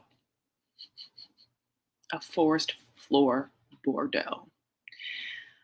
And I just don't think that's the life for me, honey, and him. I really don't. All right, here it goes. Wait, sorry. I applied for Love is Blind in Phoenix. If I get cast, I hope you guys cover it on DocuSweeties. We will. Oh, if I've never said this, Jessie J, thank you for giving me this opportunity. If any of you lovely people are on a reality show that I could cover because it's technically a docuseries, you obviously have to tell me. Or if you know someone, because yeah, I can maybe cover it and you can give me an inside scoop. Bachelorette, Lebanese American Edition starring Chris. I'd watch it. Thanks. Thanks. Yeah. Oh my God, I can't imagine. I can't imagine being the Bachelorette. Because like this, the truth of the matter is, I would never be the Bachelorette, mostly because unless they pick me from the blue, Bachelorettes are usually the contestants from the before, and I'll never be a contestant for the Bachelor. I don't have the strength. I don't have the security. I don't have the wherewithal. Having said that, so if for any reason they just plucked me out of the blue to make me the Bachelorette, I don't even know what I would do. See, the problem is I have insecurity, and I would believe that no man there was actually truthfully there for me. I would just be like, "You're all here to be famous." Of course you are, because you would all sign up for a reality show not knowing who I am, and then what? Am I supposed to believe that I show up in that moment and you're like, why do birds suddenly appear every time you want? Like, I, it's not that I, having said this obviously earlier, it's not that I think that I'm innately unlovable, but I definitely wouldn't just believe that I am, that people can just, that everyone is just genuinely in love with me. So I don't know if I could be a bachelorette because I would just be like, "Oh, you're so fucking fake. You're talking about fake. Wait, so I what? You want me to what? Pick you on this date so that you can get 100,000 more Instagram followers than you did yesterday?" I don't know. Thanks, babe. Thanks. All right, my loves. I'm going to let you go, but know this. So I'm back. I will be doing weekly lives. It's going to be during the day, like this.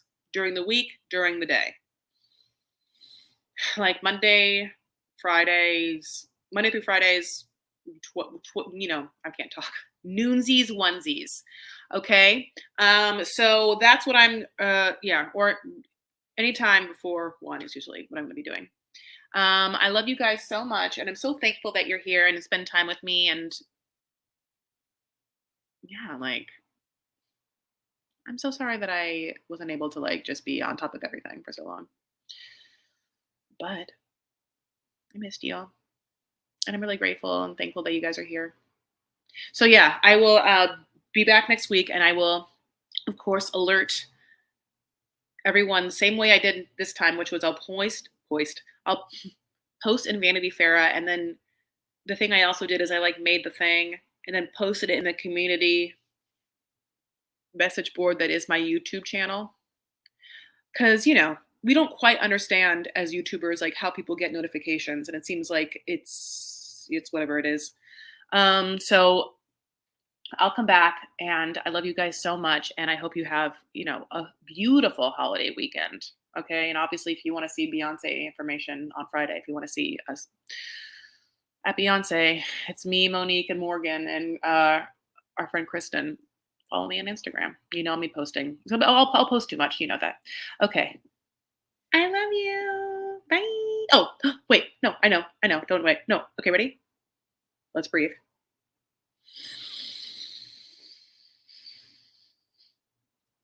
A little rehearsal breath. Let's do it all together, though. Cleansing shit breath.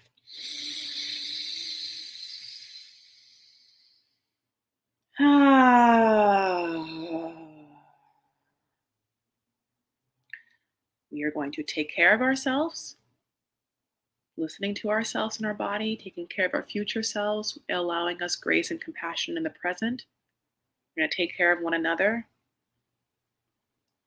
We're going to make art. And we're going to stand up for what we believe. Not in that order. I love you guys, okay? I'll see you later. Bye.